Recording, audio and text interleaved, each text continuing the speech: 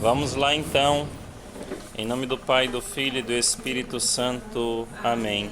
Inspirai, Senhor, as nossas ações e ajudai-nos a realizá-las, para que em vós comece e termine tudo aquilo que fizermos, por Cristo nosso Senhor.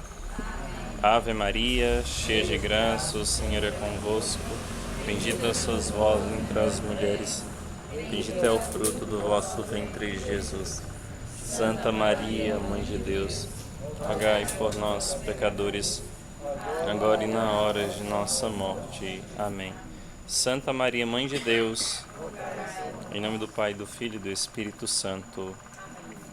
Então hoje, 18 de maio, estamos na nossa terceira formação sobre a Santa Missa.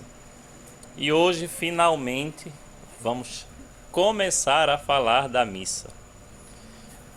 Agora, é claro, algumas pessoas pensam que a missa começa com o sinal da cruz. Sim, é verdade.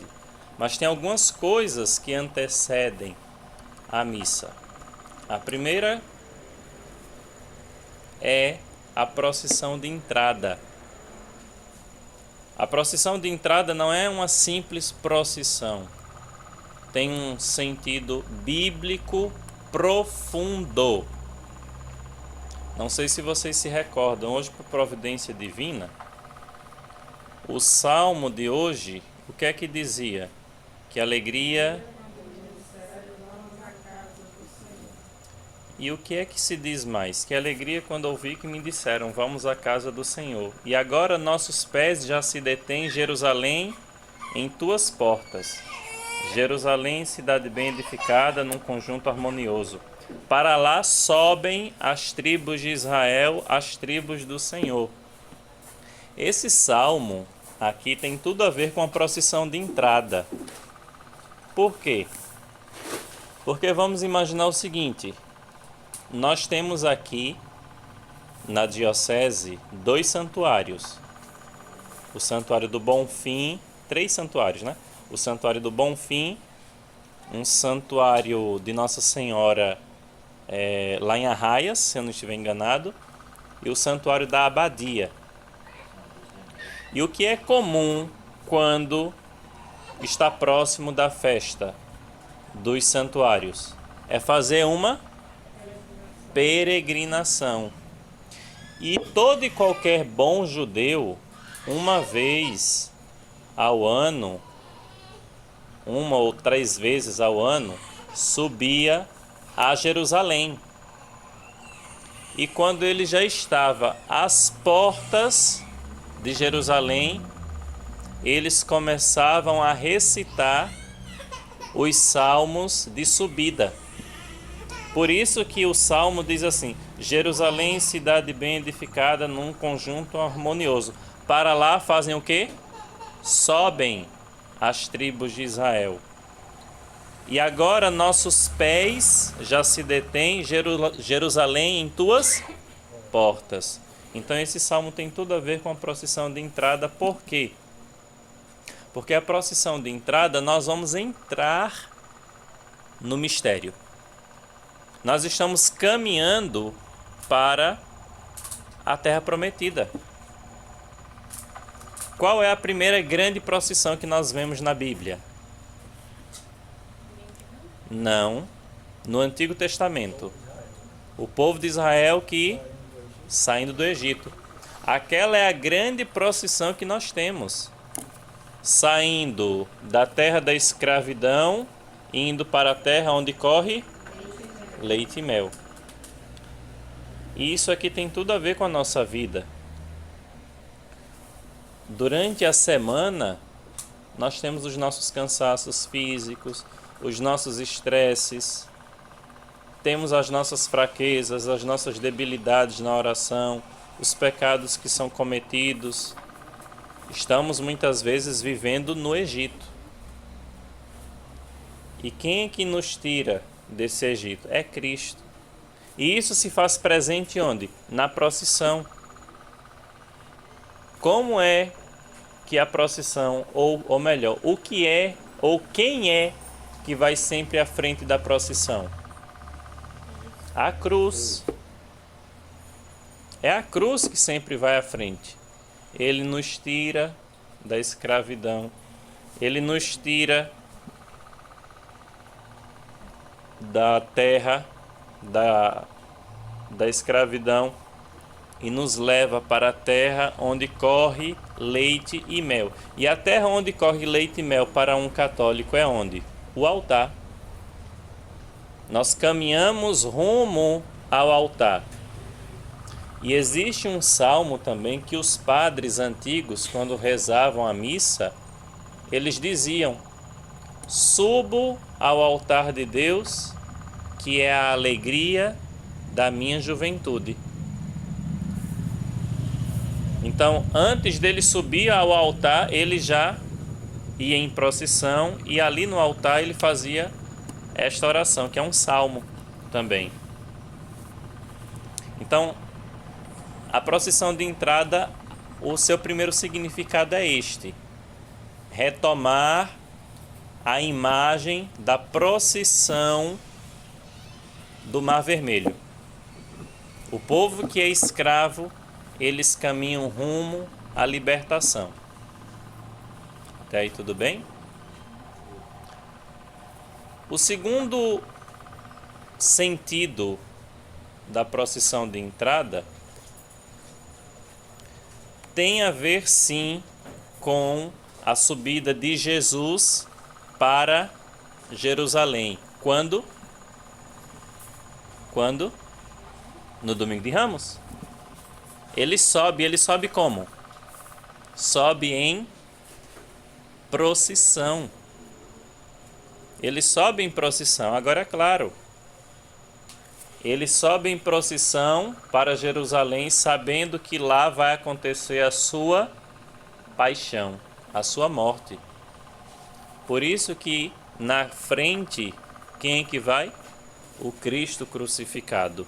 Então a procissão de entrada, desde o início, já nos diz: a missa é o drama do Calvário. A missa é o sacrifício de Cristo na cruz. Então, a procissão de entrada também tem esse segundo aspecto de rememorar, reviver a procissão, a subida de Jesus para Jerusalém. Mas a procissão de entrada também nos remete para a subida de Jesus para o Calvário. Ele sobe para o altar. E percebam uma coisa: apesar dos fiéis não saírem do lugar, eles devem subir também ao altar. Subir no sentido espiritual, de acompanhar o Padre. Porque apesar de nós não sairmos do lugar, o nosso coração tem que estar onde? Ao alto.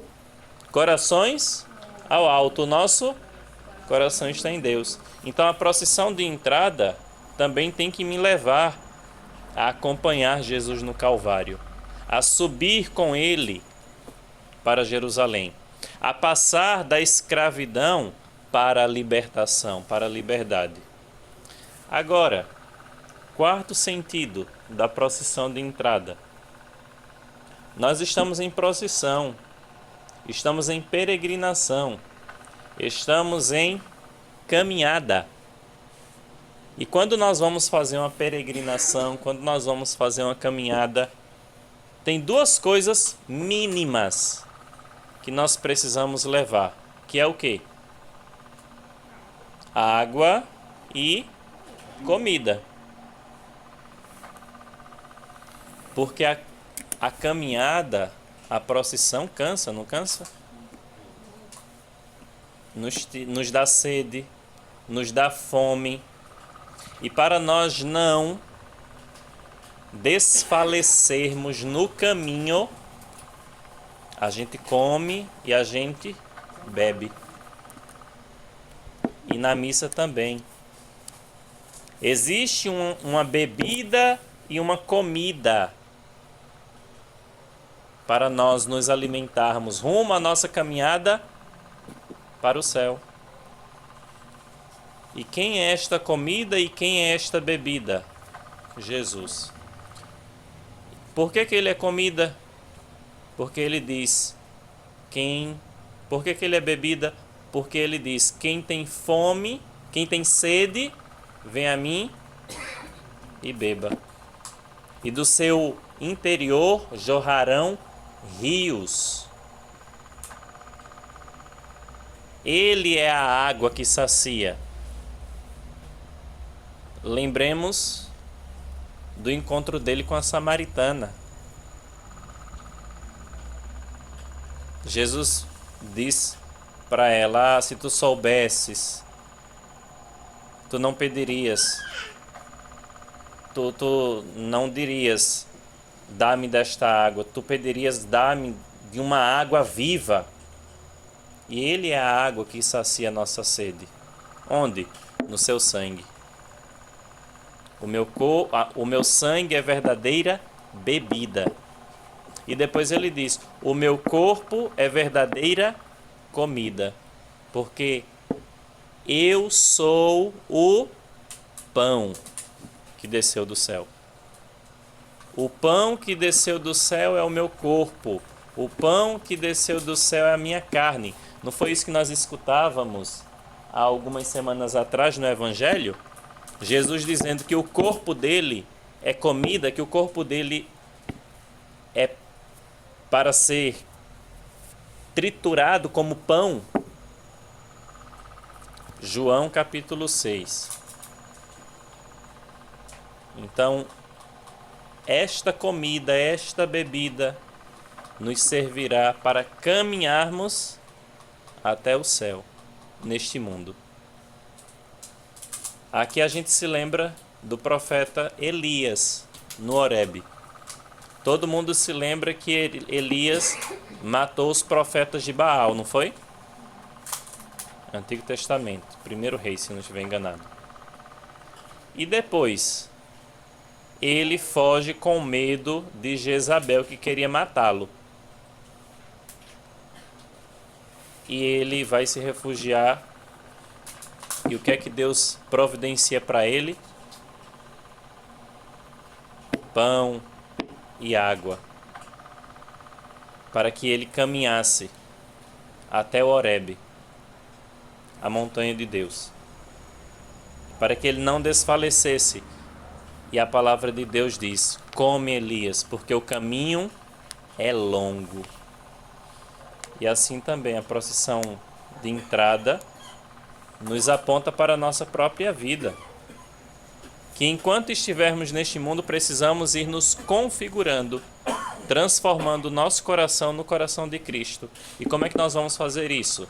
Nos alimentando dele, nos alimentando do seu corpo e do seu sangue, para chegarmos à eternidade. Pão, vinho, corpo, sangue. Tudo isso a gente encontra na procissão de entrada. E como é uma formação litúrgica, a gente precisa saber o seguinte: na procissão de entrada, nós não estamos ali para acolher absolutamente ninguém. A procissão de entrada não é para acolher padre, não é para acolher bispo, não é para acolher a equipe litúrgica, o corpo litúrgico. Não. A procissão de entrada é para nos dar a ideia de tudo isso que eu falei. Fiquemos de pé para acolher o celebrante. Não, ele não é a estrela. Fiquemos de pé para acolher o corpo litúrgico. Não, o corpo litúrgico não é o centro da missa, porque a gente acolhe uma pessoa com a sua importância, não é?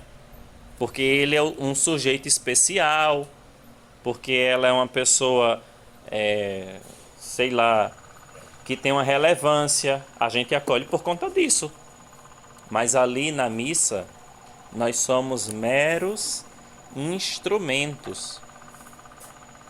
Então, esse negócio, vamos acolher o corpo litúrgico. Não. Vamos ficar de pé para acolher o corpo litúrgico. Não. Vamos ficar de pé para iniciar a missa. Vamos iniciar a missa cantando. Cantemos para iniciar a nossa missa bem melhor. Ninguém se levanta para acolher padre. Ninguém se levanta para acolher corpo litúrgico, porque eles não são o centro. Nós acolhemos, nos levantamos para acolher Cristo que vem. Por isso que ele vai na frente.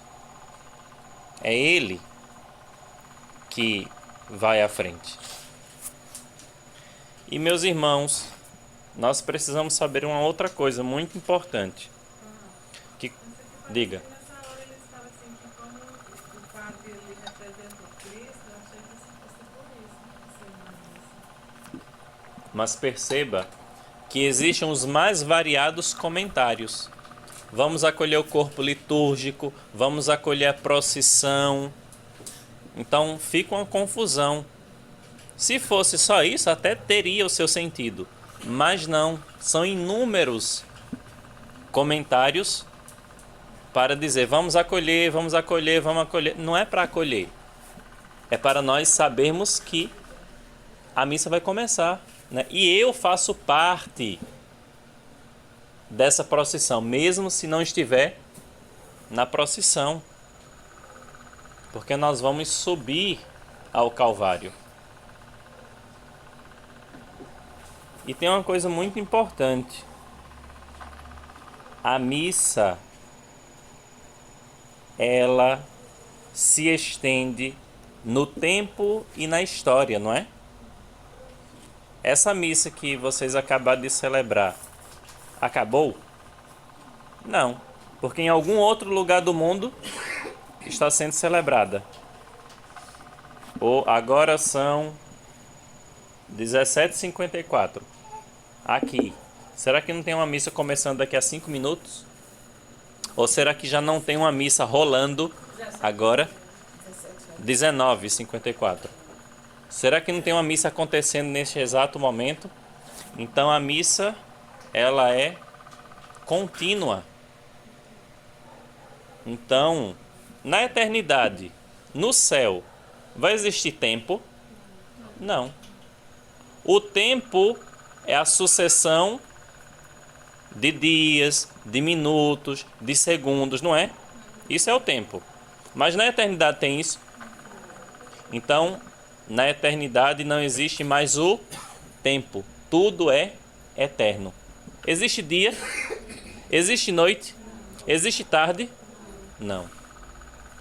E quando nós entramos na missa, nós não estamos mais no tempo, no Cronos. O Cronos é o cronológico. O Cronos é o relógio. Cronológico. O que significa isso? É o tempo. O tempo onde? Nos segundos, nos minutos, nos meses, nos anos.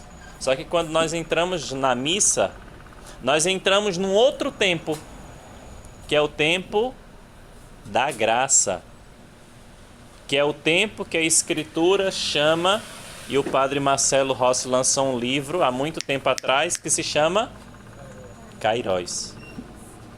O que é o Kairos? É o tempo de Deus. É a manifestação de Deus no tempo dele. O Kairos tem dia, o Kairos tem noite, o Kairos tem tarde? Não, porque o tempo não mais existe no Kairos, porque tudo é eterno.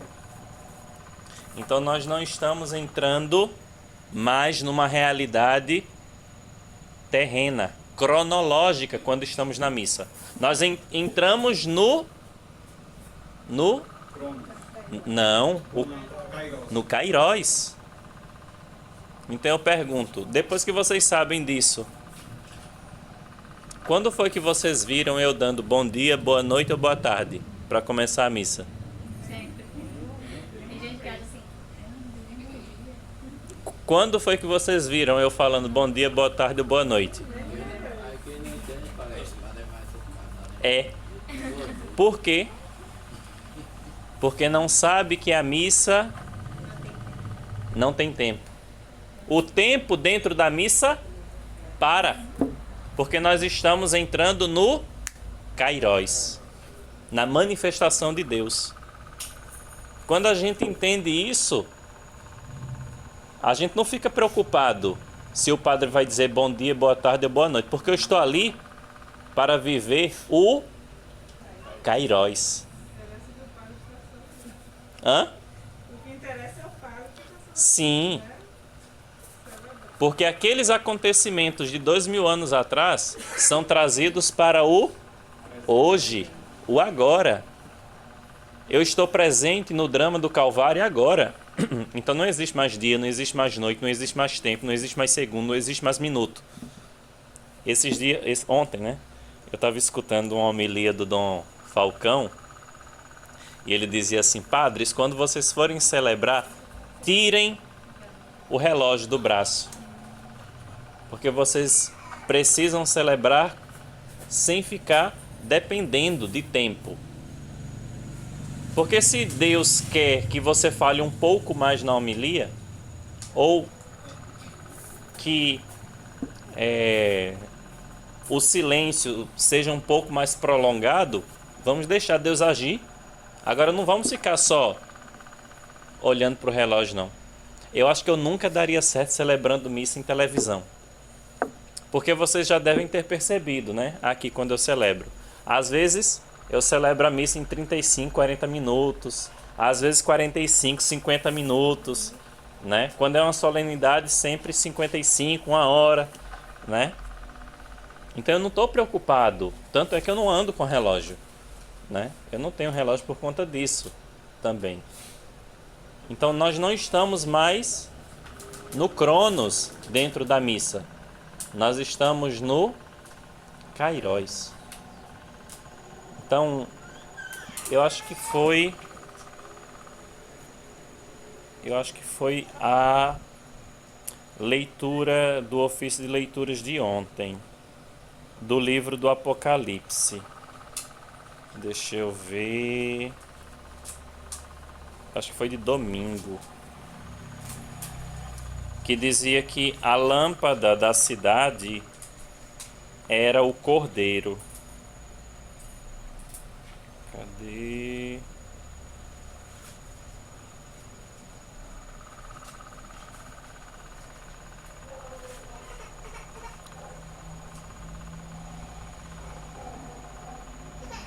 Ou foi o de ontem? Enfim, depois vocês procurem no livro do Apocalipse, que fala... Alguém tem Bíblia aí?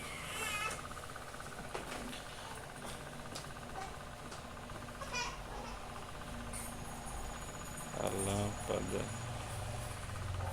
a luz,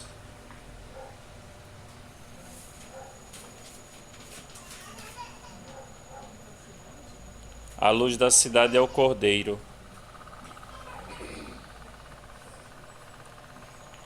É Apocalipse 21, 23. Diz assim: a cidade, a Jerusalém celeste, né? Também não necessita do sol nem da lua para que brilhem sobre ela, pois a plena glória de Deus a ilumina e o Cordeiro é o seu candelabro. Deixa eu ver uma tradução ainda mais próxima. Apocalipse capítulo 21, versículo 23, nos diz o seguinte: a cidade não necessita de sol nem de lua para iluminar, porque a glória de Deus a ilumina e a sua luz é o Cordeiro. A luz da cidade é o Cordeiro. É ele que ilumina. E quem é o centro da missa? É o Cristo. É ele que ilumina. A luz tanto faz iluminar de dia como de noite. Mas na cidade celeste não haverá mais a necessidade dela, porque a sua lâmpada, a sua luz é o Cordeiro. E ele disse: eu sou a luz do mundo. Então agora vocês compreendem Por qual motivo eu não faço essa saudação de bom dia, boa tarde ou boa noite? Porque isso são cumprimentos e gestos meramente humanos. Eu não estou mais simplesmente dentro de uma realidade puramente humana. E mais, o momento do padre acolher, normalmente quando nós falamos bom dia, boa tarde, boa noite, é para acolher aquela pessoa, não é?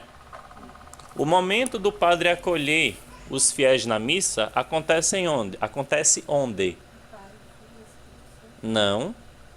Quando o padre, ele diz: a graça de nosso Senhor Jesus Cristo, o amor do Pai e a comunhão do Espírito Santo, o quê? Essa é a acolhida. E ele faz um gesto. Qual é o gesto? Ele abre os braços. Só nesse momento? Não. Porque no prefácio, o padre novamente acolhe a assembleia, dizendo o quê? O Senhor esteja convosco. Só nesse momento? Não. Porque depois o padre acolhe mais uma vez, desejando a paz. A paz do Senhor esteja convosco. E ele faz o quê? Qual é o gesto? Abre os braços. Para dizer o quê? Esta acolhida. Agora, os fiéis que não são iniciados nisto, não percebem esses pequenos gestos. Quando o padre ele abre os braços e saúda a assembleia, aquilo ali já é a acolhida. Então, o papel da acolhida é do padre, não do comentarista. Irmãos e irmãs, sejam bem-vindos. Nossa, todo mundo é bem-vindo à missa. Não tem ninguém que não é. Mas às vezes não. Normalmente as pessoas não têm consciência disso, né? Eu não estou dizendo que a gente tem que parar de dizer bem-vindo, boa noite, mas eu estou dizendo, eu, Padre Jefferson, sabendo disso, educando os fiéis, eu quero mostrar que quando nós estamos na missa, nós estamos numa outra dimensão. São José Maria Escrivá dizia: tu dizes que a missa é muito longa. Acaso não será o teu amor que é muito curto? Tu dizes que a missa é muito longa. Acaso não é o teu amor que é muito curto?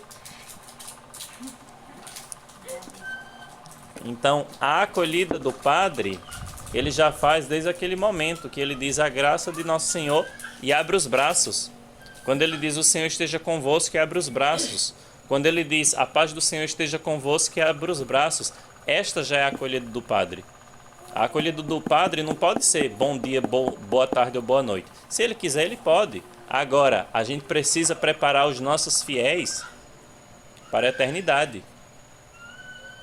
A gente precisa preparar os nossos fiéis para o céu e saber que lá tem dia, tem mês, tem ano, tem noite, tem tarde, tem madrugada. Não. Agora, se eu continuo isso fazendo na missa, a gente se esquece de eternidade, gente. A gente se esquece. Fecha parênteses. Isso é uma reflexão pessoal minha, ajudado por um amigo meu, padre também, Padre Douglas Pinheiro. Então a procissão de entrada invoca tudo isso. A procissão de Jerusalém subindo, de Jesus subindo para Jerusalém, a procissão de Jesus subindo para o Calvário, a procissão do Mar Vermelho, a longa caminhada que nós somos chamados a fazer nesse mundo. Então veja quantas coisas só na procissão de entrada nós temos. Abraão, padre, levar o filho Isaac, também tem a ver? Tem tudo a ver também. A subida de Abraão com Isaac para o Monte Moriá. Tem tudo a ver também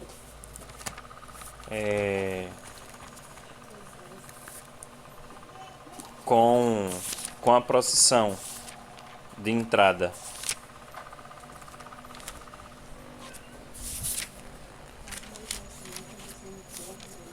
Sim,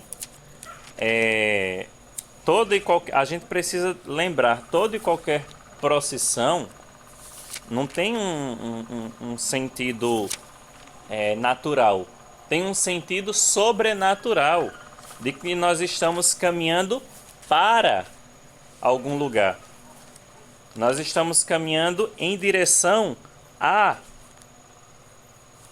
Terra Prometida, ao Egito, ao céu, à eternidade.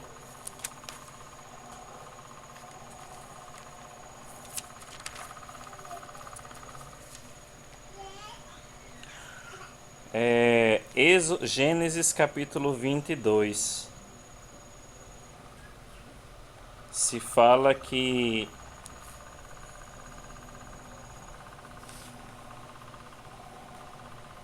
no dia seguinte, pela manhã, Abraão selou o seu jumento, tomou consigo 2 servos, seu filho Isaque, e tendo cortado a lenha para o holocausto, partiu para o lugar que Deus lhe tinha indicado. Ao terceiro dia, levantando os olhos, viu o lugar de longe. Abraão tomou a lenha do holocausto, olha só. Abraão tomou a lenha do holocausto e pôs nos ombros do seu filho Isaque. Isso lembra alguma coisa? Jesus carregando a cruz. O lenho da cruz para o sacrifício. E como é que a procissão de entrada começa? Com quem? Com a cruz. Depois da procissão de entrada, antes dos fiéis, antes do sacerdote subir ao presbitério, o presbitério é onde está o altar, junto com a cadeira presidencial, junto com o ambão. O altar é o lugar, né, do sacrifício. O padre, ele faz a reverência. E depois, o que é que ele faz? Beija o altar. Tem gente que vai dizer, ele faz o sinal da cruz. Não. Ele beija o altar. E o beijo, ele é reservado a poucos momentos dentro da liturgia. Tanto é que só existe o beijo no altar, o beijo no livro e o beijo na cruz. Então, o beijo normalmente só acontece nesses momentos. E o que é que significa o beijo? O beijo no altar tem pelo menos 3 sentidos. O primeiro sentido é o amor. Quem beija alguém, beija porque ama. Beija porque quer acolher. Beija porque aquele gesto significa amizade, bondade, carinho e por aí vai. É o beijo do nosso amor a Cristo. Sim, Senhor, nós beijamos a Ti porque Te amamos. Porque o altar é quem, como eu já disse? O altar é Cristo. O altar é Jesus. O padre beija o altar no início da missa e no final da missa. Percebam isso. Que é como se fosse também um gesto de despedida. Uma quarta significação, né? Quando você encontra uma pessoa, as mulheres, né? Beijam e depois, quando vai se despedir, beija de novo. Então, de um lado tem esse sentido do amor, do carinho. ou também um sentido final, de despedida. Quantas vezes eu já vi em velórios, antes de fechar o caixão, os filhos ou os netos irem lá e beijar a pessoa que está no caixão. Aquele beijo é de quê? É um beijo de despedida. E a mesma... Não. É o mesmo beijo de despedida que o padre dá no final. Já perceberam isso? O padre começa, por assim dizer, a missa com um beijo no altar, saudando a Cristo, e termina novamente beijando o altar. Até aqui tudo bem? Só uma observação. Geralmente nas missas, a procissão, o padre na frente vai a cruz, né? O acólito, o coro, e o padre sempre vai atrás. Não era para ele ir na frente? Não, porque existe uma disposição da procissão dos mais inferiores aos superiores. O que é que Nosso Senhor diz? Que quando nós... Quem quiser o primeiro, que seja o último. Então a procissão também invoca isso. Aqui a disposição das pessoas na procissão. Então, qual é a disposição normal, né? Quando é um padre, quando é com um bispo é outros 500. Mas vamos falar dos dois, né? Quando é uma procissão solene, o incenso vai na frente. Em seguida, a cruz. Acólitos, ministros, diáconos, padres e o bispo. Os leitores vão na frente do ministro. Essa é uma procissão com um bispo, né? Tirando o bispo, o padre vai no final. Então existe uma disposição também prevista. O beijo no altar também pode significar o beijo das nossas infidelidades. Porque como é que Cristo é traído? Com um beijo. É o beijo das nossas infidelidades, das nossas negligências, das nossas faltas, das nossas misérias. É o beijo de Judas, um beijo da punhalada, o beijo do falso amigo, é o beijo da traição. E quantas vezes, meus irmãos, na nossa caminhada, não somos esses que traímos a Cristo com uma palavra, com um gesto, com uma atitude. Traímos a Cristo, a quem dizemos que amamos, com pequenas coisas. O que é um beijo? É um nada. É um pequeno gesto. Por isso que Nosso Senhor disse: quem for fiel no pouco, também será fiel no muito. Então, o nosso processo de santificação, o nosso processo de crescimento espiritual tem que ser nas pequenas coisas. Nós não podemos querer ser mártires e derramar o nosso sangue se nós não somos fiéis nem às vezes com o nosso terço, não somos fiéis nem às vezes com a nossa vida de oração para levar a sério. Nós não podemos querer evangelizar Porto Nacional inteiro se dentro da minha casa eu não evangelizo. Eu não posso querer salvar o mundo se eu não estou salvando nem a minha alma, né? Então, fazer as pequenas coisas. Santa Teresinha é a santa das pequenas coisas. E eu volto a repetir uma frase dela que eu gosto muito. Até a forma como eu tomo uma agulha caída ao chão com amor, eu posso salvar uma alma. É um simples gesto, mas que tem a sua grandeza. Então, o beijo de Judas precisa ser reparado. O beijo de Judas precisa ser reparado com um beijo de amor. Então, se por um lado nós temos o beijo de amor, por outro nós temos o beijo da traição. O terceiro sentido do beijo no altar é a reverência às relíquias dos santos, dos mártires que estão no altar.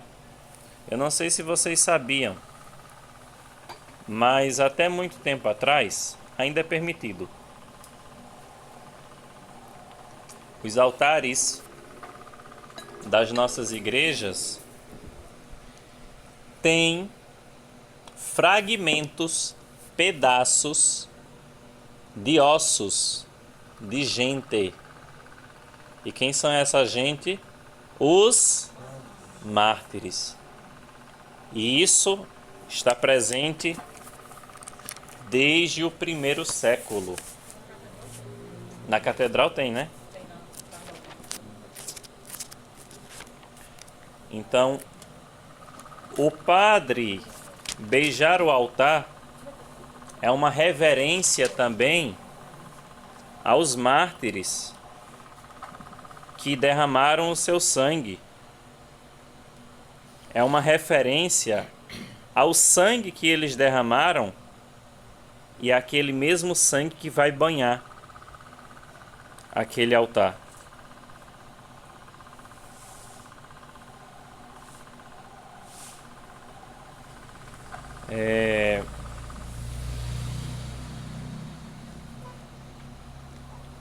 Então, beijar o altar também é beijar a nossa história. É beijar o nosso passado. É saber que a igreja começou com os mártires derramando o seu sangue.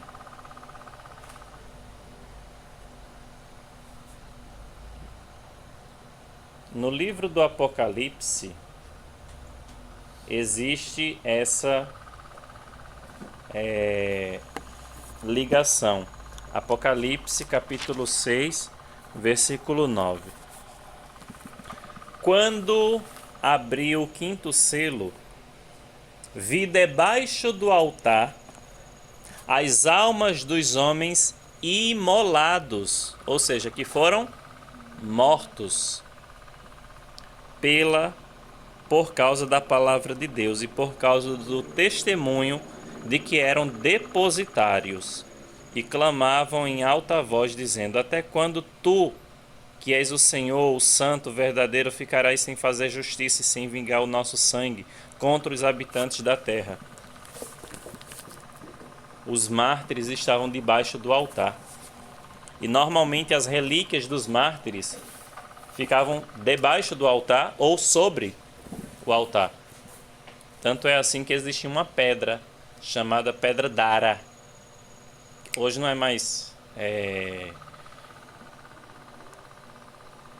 mais preciso andar com a Pedra Dara, né?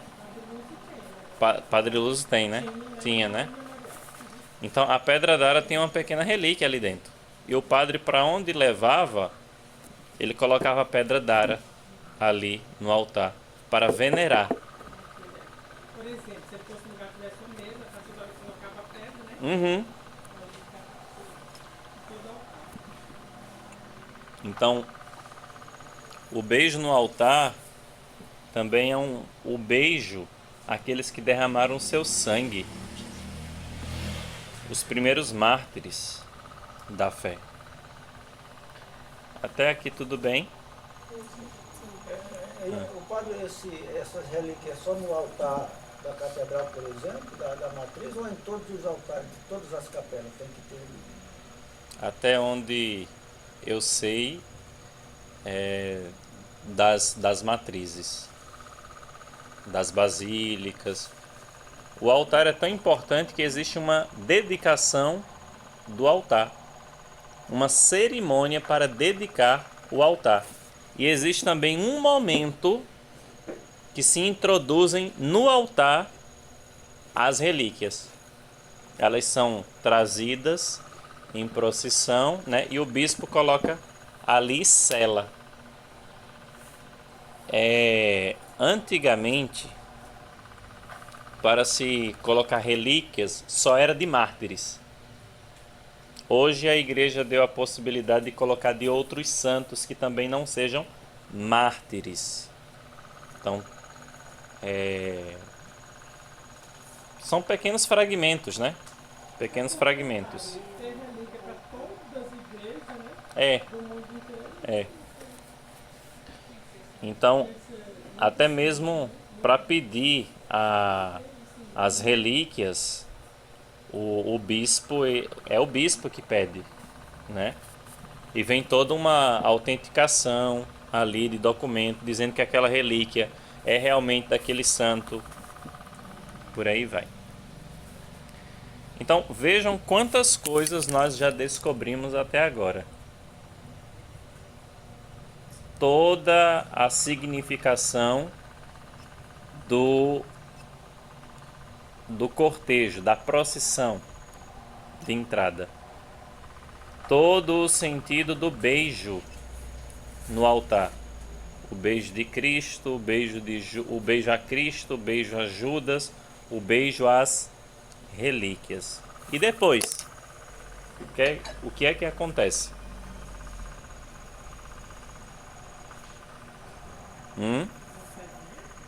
Depois do beijo, Sim. o sinal da cruz. Não. O padre, ele deveria ir para onde? Para a cadeira. Porque lembram daqueles 3 lugares que nós precisamos ter em mente como católicos dentro da missa? O ambão, o altar e a cadeira. A cadeira presidencial. Pode. Então são 3 lugares que o Cristo ele exerce as suas funções de profeta, sacerdote e rei. Lembram disso? No nosso batismo, nós nos tornamos profetas, sacerdotes e reis. Por que o padre tem que começar a missa da cadeira? Ele não deve começar do altar, porque ele só deve se aproximar do altar quando for oferecer o sacrifício. Ele só deve se aproximar do altar quando for oferecer o sacrifício. Por isso que ele prepara o altar e depois que o canto do ofertório termina, o canto das oferendas, termina, o que é que ele diz? Orai, irmãos e irmãs, para que o nosso sacrifício. Então ele só deve se aproximar do altar quando for oferecer o sacrifício. Antes disso não, porque não tem sentido. Por que ele precisa ir para a cadeira? Porque na missa ele cumpre a função de rei, de Cristo que é rei, mas não com a mesma mentalidade que a gente tem, de um rei coroado de coroa de ouro. Porque o rei, o nosso rei, ele está coroado de uma coroa de espinhos. Então, começar a missa da cadeira é também conduzir as pessoas. Qual a função de um rei? Governar, dirigir, conduzir o seu povo. E o padre, ele também tem esta missão, como pastor. Ele também tem essa missão de apacentar, de cuidar, de dirigir, de conduzir. Por isso que tem que segurar no céu. É. O padre está ali para conduzir as pessoas onde? Na oração. Conduzir as pessoas na oração. Por isso que ele precisa começar. Um rei, de onde é que ele conduz o seu povo? Da cadeira, onde ele diz, faz aquilo, faz aquilo, faz aquilo outro. E na missa não é assim? Irmãos, reconheçamos as nossas culpas, inclinemos um pouco a nossa cabeça, reconheçamos ser pecadores. O que é que o padre está fazendo? Conduzindo as pessoas onde? Na oração. Conduzindo as pessoas a rezarem. Está conduzindo as pessoas na missa a rezarem. Então ele tem que começar da cadeira, porque a cadeira também é lugar teológico. A cadeira também é um lugar bíblico. A cadeira é um lugar também do ensino. A cadeira também é um lugar que se conduz as coisas. Então, começar a missa sempre da cadeira. Percebam, por exemplo, em Aparecida.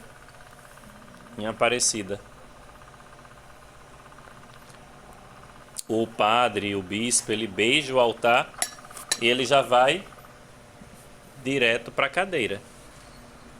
Por isso que na paróquia eu faço a mesma coisa. E eu repito pela milésima vez, se vocês ainda não gravaram, nada na liturgia está ali por acaso. Nada. Tudo tem um sentido, tudo tem um porquê. Então não tem a necessidade de nós ficarmos inventando coisas, dizendo, colocando, acrescentando, mudando. Nós precisamos, antes de mais nada, entender, compreender o que é a nossa fé. Por que se faz daquela maneira e não de outra maneira? Quando a gente compreende isso, tudo se torna belo, tudo se torna novo. Até mesmo a procissão de entrada que vocês vão participar da próxima missa. Duvido que na próxima missa vocês não pensem mais. Que vocês pensem que é só uma procissão simples. Duvido que vocês vão olhar para o padre beijando o altar e vão pensar que é um mero beijo, um simples beijo, um qualquer beijo. Tudo muda a nossa percepção. Só que a gente precisa entender. Não precisamos mudar a missa. A gente precisa entender a missa. Esses dias, acho que foi ontem, né? Eu estava vendo um vídeo de um padre. Eu acho que era procissão de entrada, eu não sei o que era, se era santo. Ai, Jesus amado. Dava até uma tristeza. Porque não compreendeu nada, às vezes, o que é missa. Acha que missa é para animar o povo, né? Missa não é para animar o povo. Missa é para levar as pessoas à oração, né? Missa é para introduzir as pessoas na eternidade. Agora, se é só oba-oba, vão pensar em céu quando? Vão pensar em eternidade quando? Por isso que quando o padre não dá bom dia, boa tarde, boa noite, já não entende. Por quê? Porque olha a missa com um olhar humano, e não sobrenatural, e não bíblico, e não teológico, e não compreende que cada coisa ali na missa tem um sentido. Eu me lembro que eu fiz uma reunião, né? Aí, uma reunião com os festeiros, e teve uma moça que disse assim: padre, vamos fazer a missa sertaneja. Eu olhei assim.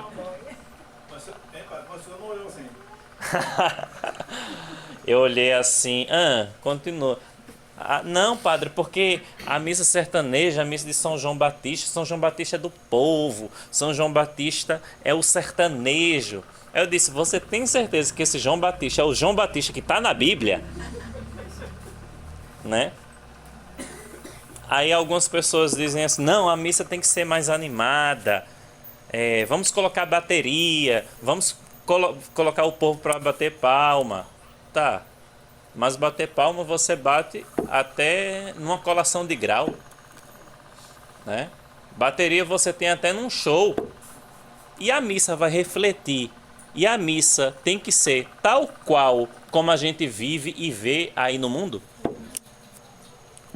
Se a missa não nos levar para a eternidade, se a missa não estiver nos conduzindo a entender a nossa fé, que estamos aqui de passagem, que estamos nos alimentando de Cristo rumo à eternidade, que no céu não tem mais tempo, não tem mais espaço, por que a gente vai tornar a missa como um entretenimento? Entretenimento você tem num show, entretenimento você tem num cinema, entretenimento você tem numa reunião de família, mas a missa não é para entreter ninguém, no aniversário. A pessoa entra e sai a mesma. Por isso que as pessoas entram e saem a mesma. Aí às vezes quando não tem palma, não tem bateria, não tem auê, aí diz, nossa, que missa parada, nossa, que missa... Até dormir. Até dormir. Por quê? Por que essas pessoas dormem? Porque não conhecem. Porque não entende o que é a missa. Porque não lê Bíblia. Porque não reza. A missa é a mesma coisa. A missa é a mesma coisa, né? Por isso que a missa não é para atrair todo mundo. Não muda nada, é a mesma coisa. Repetitiva. Por quê? Porque as pessoas não veem a beleza escondida atrás de gestos simples, que podem parecer monótonos, podem parecer iguais, mas quando a gente entende o que está por trás, nós valorizamos e aquilo não se torna mecânico, não se torna cansativo, e a gente valoriza. Eu me lembro que recentemente eu passei um curso para um rapaz, né, um casal, e é um curso de 4 palestras só, do Padre Paulo Ricardo, sobre a missa também. Muita coisa do que eu estou dizendo aqui, ele não diz lá não, tá? Eu não estou copiando não. Por exemplo, toda essa parte aqui que eu falei, ele não fala não. Ele fala de outras coisas, né? Então, eu depois perguntei, e aí, o curso valeu? Ele disse, nossa, padre, agora eu consigo participar da missa de uma outra maneira. Aí a pessoa já começa a dizer, nossa, agora eu tô querendo uma missa mais silenciosa, padre. Agora eu tô querendo uma missa mais calma, né? Então, a nossa obrigação é conduzir os fiéis na vida de oração, né? Quem gosta de barulho é o diabo. Quem gosta do barulho é Satanás. Ele que gosta de chamar a atenção, ele que gosta de... Deus se manifesta no silêncio.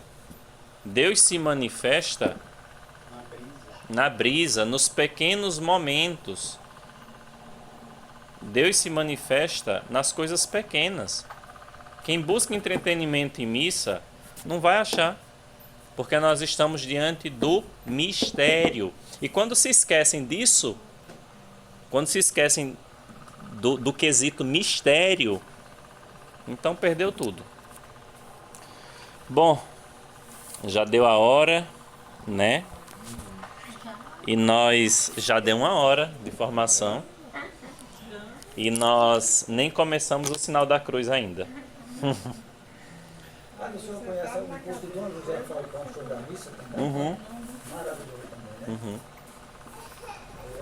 Desde o começo, do jeito que o senhor está fazendo aí até o final da missa. Então, alguma dúvida até agora? O padre, só não é dúvida, mas assim, por exemplo, o padre sentar na cadeira também dá um tipo de autoridade, né? Jesus, quando ele ia pregar, ele sentava, né? Uhum. O bispo ele pode pregar sentado. Como... Não, tá bom. O bispo ele pode pregar sentado. É possível. Mais alguma coisa? Algum comentário? Tinha uma coisa que eu achava que na missa, como que o senhor explica assim pra gente, na hora da paz, eu achava que aquele abraço da paz era meio que inconveniente naquela hora, porque justamente na hora da oração, onde ali vinha, né, a consagração e tudo, se tinha aquele abraço da paz. Então eu achei ótimo que se tirou ele com a pandemia, né, que tirou ele, porque as pessoas viravam as costas pro altar, as pessoas saíam da igreja. Davam uma volta inteira na igreja, falando com todo mundo e não sabia o que era, o que significa paz. E o que era aquele gesto, né? O gesto da paz, assim como algumas outras coisas na missa, são opcionais. Tanto é que começou a pandemia e se cortou, né? E voltou, ou melhor, e as missas já estão voltando ao normal e o povo não está nem sentindo falta. Nem faz falta, sabe? Porque quando já estava no Cordeiro, o povo ainda estava rodando a igreja, né? Então, por quê? Porque a missa para esse pessoal é entretenimento, não sabe, né? Então, a gente precisa ter muita caridade com essas pessoas que participam, né, das missas e às vezes vão de qualquer jeito, com qualquer roupa, né? Porque não sabe, acha que está indo para um show, acha que está indo para um cinema, mas também por culpa dos meus irmãos de sacerdócio, porque às vezes quer tornar a missa agradável para todos, atraente, né? Missa não é para atrair, a gente celebra olha, eu vou dizer um negócio. Eu celebrei um batismo, deve ter uns 2 meses, foi no mês de março, e eu não acrescentei nada, não mudei nada, só fiz aquilo que estava ali, né? Passei o óleo na criança, tem a parte da vela, tem o momento da água, do sal, da consagração à Nossa Senhora. Fiz tudo isso, não coloquei nem tirei. Aí no final chegou uma mulher e disse: nossa, padre, que batismo tão bonito. Eu fui semana passada na paróquia da Patagônia e o padre não fez nada disso que o senhor fez. Porque às vezes o padre celebra com pressa, é o Ministério de Música que não ajuda, né? São pessoas que não sabem o que estão fazendo, não sabem o momento de ajoelhar, no momento de se sentar, não sabem as respostas da missa, né? Esses dias vieram me perguntar se eu estava proibindo as respostas da missa. Eu disse: não, eu quero que o povo reze, mas eu quero que o povo reze e saiba o que está rezando, né? Porque de nada adianta o padre dizer assim: corpo de Cristo, corpo de Cristo, corpo de Cristo, se no momento da consagração o povo não está de joelhos. No momento supremo da consagração, o corpo e o sangue de Cristo estão sendo transubstanciados ali. E isto é o meu corpo. E o povo todo mundo de pé. Qual é vamos dizer assim, a dificuldade de não ter as respostas da oração eucarística? Se às vezes a grande maioria não sabe responder também. Então, são coisas que às vezes as pessoas não pesam. Entende? E às vezes está só gravado, a gente responde bem melhor. É de forma mecânica. Por exemplo, o Senhor esteja convosco. Corações ao alto. Demos graça ao Senhor nosso Deus. Isso não pode se tornar mecânico. E a gente não medita naquilo que estamos rezando. O grande problema é esse. As pessoas não meditam, querem o momento agora, sentir alguma coisa, né? Por isso que eu volto a repetir, sentir alguma coisa na vida espiritual, na nossa caminhada com Deus, é a coisa mais insignificante que pode acontecer, que nós precisamos ter. Precisamos seguir nosso Senhor sentindo ou não sentindo, calafrios, arrepios ou seja o que for. Está com uma frase de São João da Cruz que diz assim: eu não vivo o que eu sinto, eu vivo o que eu creio. Uhum. Frase. Eu, padre, eu acredito diferente no seu batizado. Ah, o quê? Não faço. O primeiro batizado que eu vi isso lá no João Batista, Ah. o senhor batizou criança por criança. E eu vejo os padres aí, ele batiza tudo 90, tudo na pancada só. Ah. Tudo na pancada só. E eu derramo muita água mesmo. Porque o rito prevê. Desse jeito. Né? Padre Alex, quanto uma pessoa mais velha, diz que é mais água. É um tambor. Enfim, mais alguma dúvida, algum comentário a mais? Podemos terminar? A questão do ambão aí, o certo, no caso, seria um comentarista. Por quê? É. Né? Na verdade, o papel do comentarista deveria ser simplesmente introduzir os fiéis no que eles estarão celebrando. Só. Sem ficar com muitos comentários. Sem comentário. Escutemos a palavra de Deus. Liturgia da palavra. Liturgia eucarística. Não. O papel do comentarista é intervir em momentos chaves. Por exemplo, se vai ter uma procissão de entrada com as oferendas, com as ofertas. Cálice não, âmbula, vinho. O comentarista pode dizer: irmãos, nós vamos ter a procissão de entrada, vamos ficar todos sentados. Depois você fará a sua oferta. O papel do comentarista é esse. Momentos breves na liturgia, para não tomar o tempo, né? É. Dele ser ali no ambão, né? Quando ele é o evangelho. Ambão só deve existir um, né? Assim, para que seja o ambão, para que não sejam dois Por exemplo, ambões iguais. Por exemplo, ali na catedral, né? Pode ser que tem dois, né? O comentarista sempre fica... Mas ele está ali fora do altar, né? O ambão precisa estar no altar e o ambão do comentarista precisa estar num outro lugar e que não seja igual, né? Porque o ambão é a mesa da palavra. Justamente, é por isso que eu vejo assim, que é abaixo do altar, né? Sim.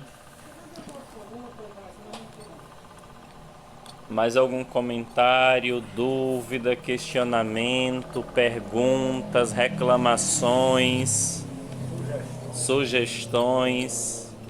Se eu estiver falando muito difícil, muito rápido, vocês falem. As sugestões. Ah, Eu sempre penso comigo, minha maneirinha de pensar. ah, Essa questão do padre às vezes, não falar as coisas sobre roupa, sobre telefone, sobre o que eu falei, se eu fosse o padre, eu colocava assim um banner. Eu falei aqui pra mim, colocava um banner assim, sabe? Sobre a roupa, sobre isso, aquilo, entendeu? Aí o que é que eu acho? É que muitas pessoas, igual você estava falando, as pessoas não ouvem para aprender. Né? A educação de uma pessoa, a educação de uma criança é fácil? Não. Então, a educação dos fiéis não vai ser fácil também. Então, tem que falar 1, 2, 3, 10 vezes até as pessoas entenderem com a cabeça e com o coração. Às vezes elas entendem com a cabeça, mas não introjeta. Não introjeta aquilo no coração. Até porque, né, pai, quantos anos faz que esses fiéis já estão... Quantos anos faz? Como da última vez, né? Que eu falei aqui, que eu estava celebrando lá na catedral. E 2 paroquianos me falaram, né? Que eu pedi para o pessoal não falar o Senhor, a oração da paz, né? Aí teve 2 senhoras. Olha, se tornou padre tem poucos dias, já quer fazer diferente, já quer inventar moda. Já está inventando coisa. Pois eu vou rezar, porque o Monsenhor fulano de tal me ensinou para rezar. Ou seja, eu vou brigar com uma pessoa dessa? Vou reclamar? Não. Ela foi educado daquela maneira e retirar essas ideias tortas é que é difícil, né? Por exemplo, numa missa para jovens não ter bateria. Porque toda missa tem que ter bateria. É porque é missa para os jovens, padre, tem que ser uma coisa animada. Sabe? A gente vai ficar se igualando ao mundo até quando? A gente vai querer transformar o culto a Deus no culto ao homem? Não dá. Glória ao Pai, ao Filho e ao Espírito Santo. Nós os agradecemos, Senhor, por todos os vossos incontáveis benefícios, vós que viveis e reinais pelos séculos dos séculos. Amém. O Senhor esteja convosco. Desça sobre vós a bênção do Deus que é todo-poderoso, Ele que é Pai, Filho e Espírito Santo. Vamos em paz e o Senhor nos acompanhe.